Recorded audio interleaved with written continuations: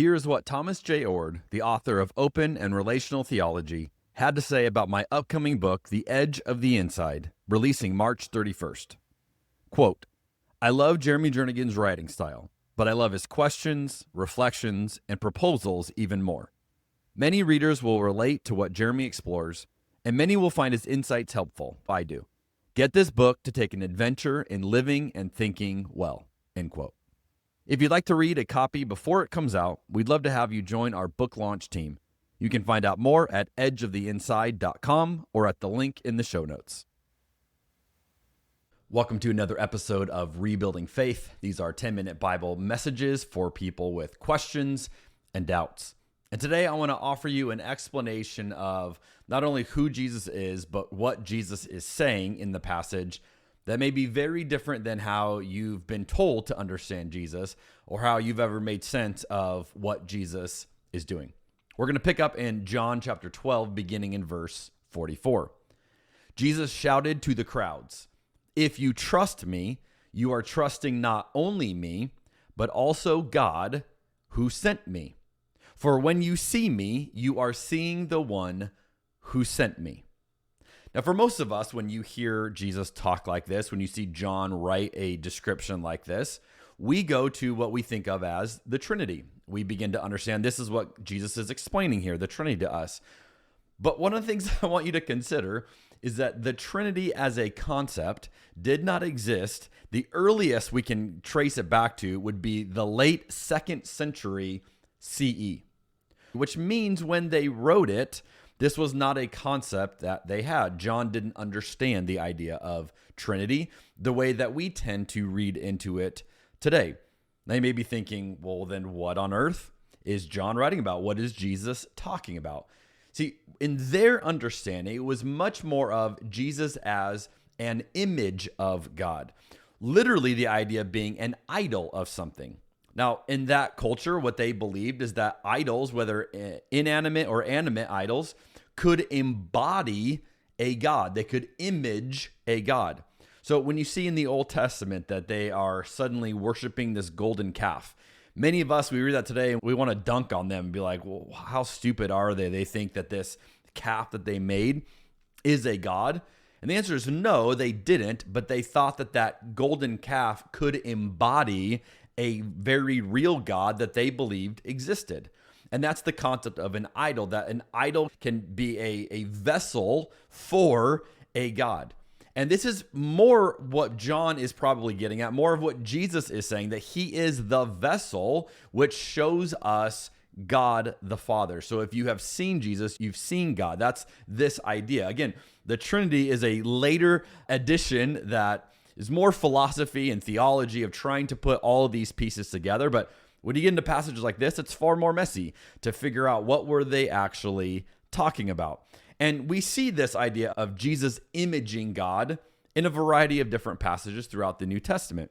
In Colossians 1, verse 15, says, Christ is the visible image of the invisible God. He existed before everything was created and is supreme over all creation. So again, you have this language, is the visible image of an invisible God. So not necessarily the Trinity as we think about it, but this representation of what God is really like. Hebrews 1:3, the Son radiates God's own glory and expresses the very character of God, and he sustains everything by the mighty power of his command. So you have these expressions of Jesus radiating who God is, but it is more in this imagery sense than necessarily this idea of God as the Trinity. And then you get to verse 46. Jesus says, I have come as a light to shine in this dark world so that all who put their trust in me will no longer remain in the dark. That you have seen God if you have seen Jesus. Jesus says, I will not judge those who hear me but don't obey me, for I have come to save the world and not to judge it. But all who reject me and my message will be judged on the day of judgment by the truth I have spoken. I don't speak on my own authority. The Father who sent me has commanded me what to say and how to say it. And I know his commands lead to eternal life, so I say whatever the Father tells me to say. Again, if we are willing to pause the whole idea of the Trinity before just inserting that in, we get this messier, more robust understanding of what is Jesus talking about. That as he shows us the Father, he also redirects us to the Father. He even says he's not going to judge anyone, but there will be a judgment based on the truth that Jesus has spoken. So Jesus's embodiment of who God is the standard. This is the truth that we measure against, which means this. If Jesus is the visible image of the invisible God, then any view of God that doesn't look like Jesus must be questioned, right? Because Jesus is showing us what God looks like. It's that embodiment. So anything that doesn't look like Jesus then wouldn't be consistent with God. I would encourage you to use this as the filter for all of your Christianity, all of the way that you read the Bible, but also what you hear said to you today when you see Christians represent what God is like today. Which people did Jesus prioritize? That helps us make sense of our day today. Which values did Jesus actually embody? That helps us make sense of the values around us that we see today. And once we see this, once we have our eyes on Jesus, then because he's the standard, we can navigate to what's true. We can figure out based on that standard what looks like Jesus and what doesn't. Now, as one example, this week, the U.S. Attorney General was asked about the lack of transparency in the Epstein files and the way that the Department of Justice has handled that. And I have talked with many Christians who are all on different sides of this whole subject and how they make sense of what's going on. But in response to this, Pam Bondi, the Attorney General, said this: the Dow is over 50,000 right now, the S&P almost 7,000, and the NASDAQ smashing records. Americans' 401ks and retirements are booming. And then she said this: that's what we should be talking about. Notice that redirect of, these questions are asking me, this is not what we should be spending our time on. We should be spending our time on the economy. Look at the stock market. To which I would just say, if you have seen the truth, if you have seen Jesus, you can navigate away from that and say, no, that's not what we should be talking about.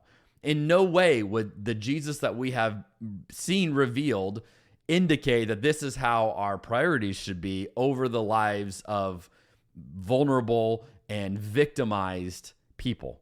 You see, when we have a Jesus-looking God, it should cause us to denounce the cover-up of the rape and abuse of children because we've seen Jesus. It should cause us to denounce Christian nationalism because we've seen Jesus.